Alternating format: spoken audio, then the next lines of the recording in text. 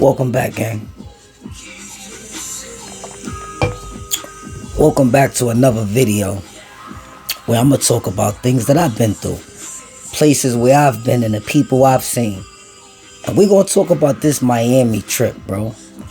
Cause I remember I was in a relationship, you understand what I'm saying? At the time, I was trying to open up a daycare. I had a young Spanish chick rocking with me at the time, and we was trying to put big plans together to get the big bags. And this Miami trip came up. I believe it was Memorial's Day, Memorial's weekend in Miami. I forgot the exact year, but I know the Skunk Bros was with us, Skibo was with us, Un was with us, Teak, Salute, Gully TV was with us, you know what I'm saying? And a couple of other the good brothers was with us, right? Now, when we went down there, whatever the case may be, it was crazy because first off, before we left, I told Un don't bring no weed. You know what I'm saying? Skibo said he got weed being shipped, mailed to us. It'll be there when we get there. You know what I'm saying? When we get to our hotel when we get there. So I had a little caravan or whatever, so we squatted up or whatever. And he had the weed on him. I remember we got like an hour into the trip and I realized he had that bud on him. Nigga, listen, man, I'm not trying to get pulled over on the highway somewhere in another state and now we gotta leave you.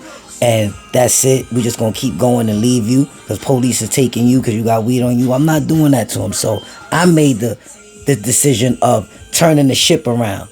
And when I turned the ship around, that's exactly what I did. You feel what I'm saying? I took him back to his house so he could leave. He had about 8 ounces on him. I'm not driving from New York City all the way down to Florida with 8 ounces on you and we're smoking in the car. I'm not doing that. You know what I'm saying? That's just my decision. You feel me? It was my rent, so I made the decision. So we turned around, took the car back, dropped him off, put the weed up.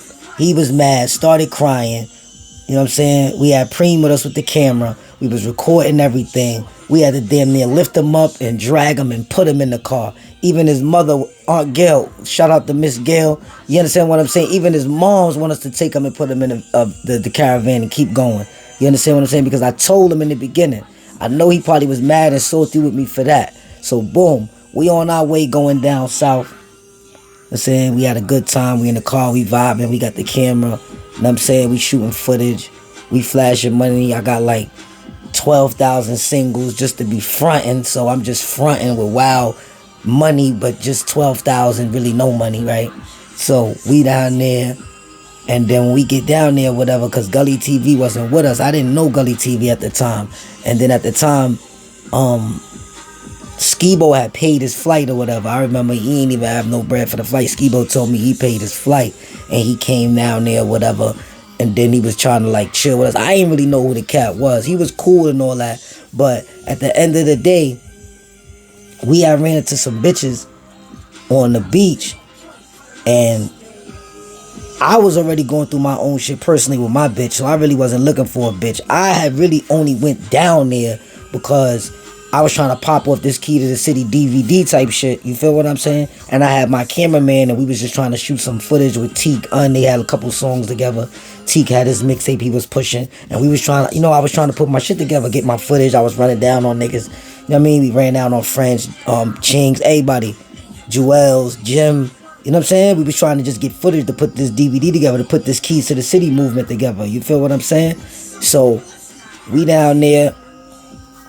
First off, after as soon as we got there, and after we met them bitches, and one of them was acting crazy, like she wanted me to like be on her, and I wasn't really on her, right? So we kind of like bumped heads, and then Gully TV was trying to holler at her, and then she tried to fuck with him. So now Skibo's fucking with her friend, and he's fucking with that bitch, and now they coming around the squad.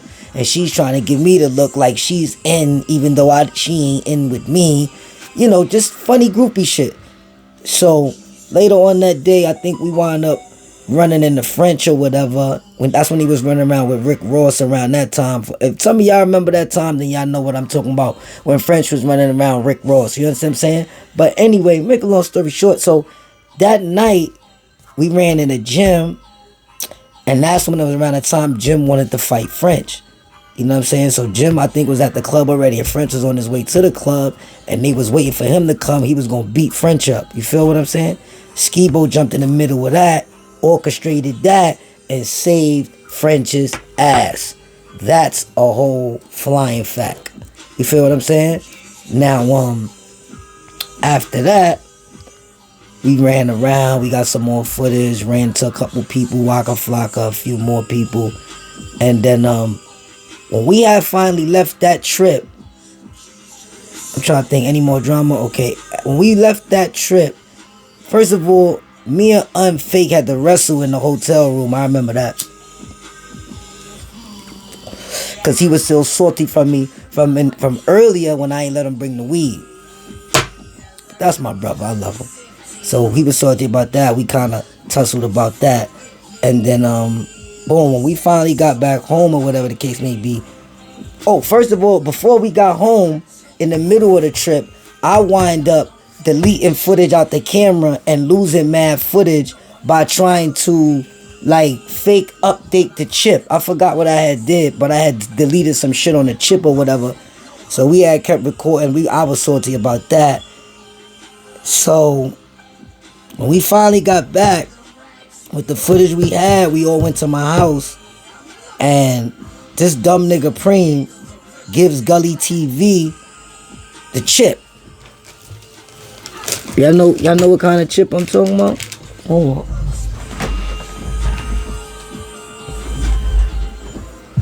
He gave him a chip.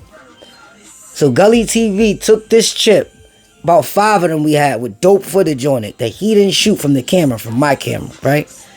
Put it in his laptop and copied it. Gave him back the chip.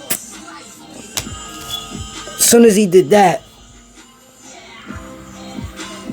you violated.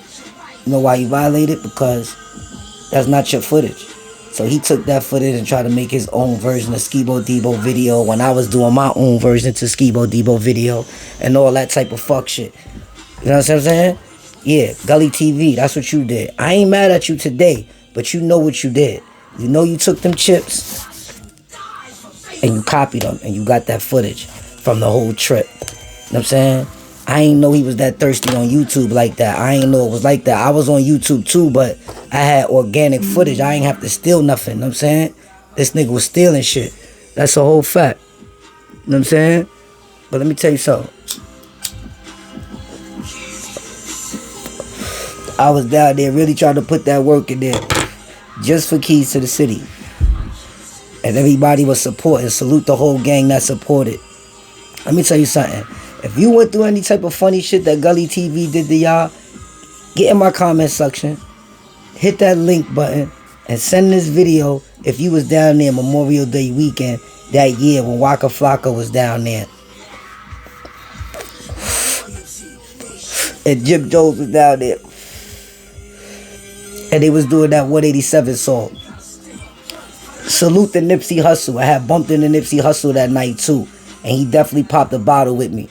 We was chilling over there in the Crip section, and I had some Bloods with me, and then when they came, they was about to get it on. I was like, no, they with me. Because I was there by myself first, so they was trying to hold me down. So it was all love, B. We bumped heads, and it worked out to be all love, man. Real niggas do real things, man. You know what I'm saying? That's only the brief encounter I had with Nipsey Hussle at that time, too, down in Miami. And I'm so sorry all the footage I had to correlate this whole story got deleted on my last YouTube page. Because I had put up President Biden's son in a motherfucking tub smoking crack. And they had deleted my whole page. But we getting it all back, man. Hit that like button. Hit that sub button on the way out. Y'all already know what to do. Till next time, family. Stay safe. We working.